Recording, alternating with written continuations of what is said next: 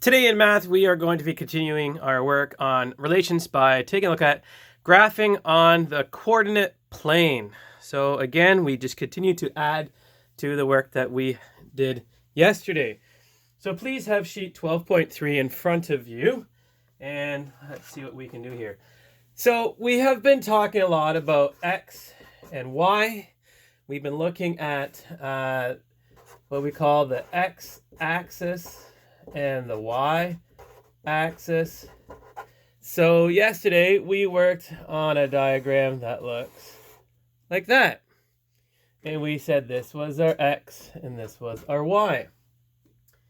And that is just part of the coordinate plane. And we had 0 here as our origin. And we had positive numbers 1, 2, 3, 4. 1, 2, 3, and 4. What we're going to be doing with the coordinate plane is we're going to be dealing with negative numbers as well. So what this means is that my line here is just going to continue. And my line here is going to continue. And so, sorry, my 0 got rubbed out. There's 0. So now this is negative 1, negative 2, negative 3, negative 4. And then same down here. So negative 1, negative 2, negative 3, and negative 4. And this is what we call our coordinate plane. And so the numbers just keep going. And we also have, if you're taking a look at the top of sheet 12.3, they label them as quadrants.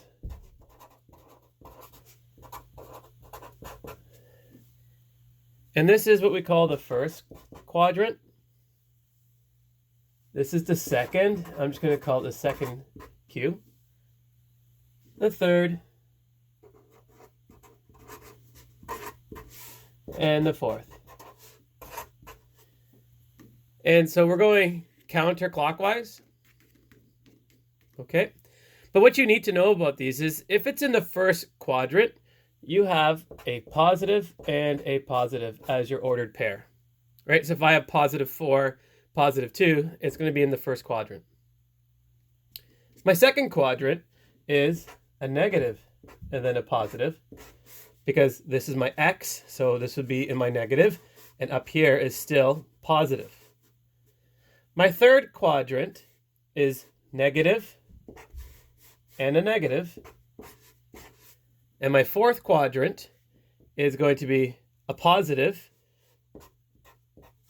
and then a negative. So if you take a look at your sheet and take a look at number 1, and it's just asked you to state the the coordinates of each point. So they want to know where A is. So here's my sheet, and I'm going to find A. And so first of all, I know that A is in the second quadrant here. So I know that my answer is going to be a negative number and then a positive number. So I'm looking at A, and I see that it is at negative 5, and it is up 2.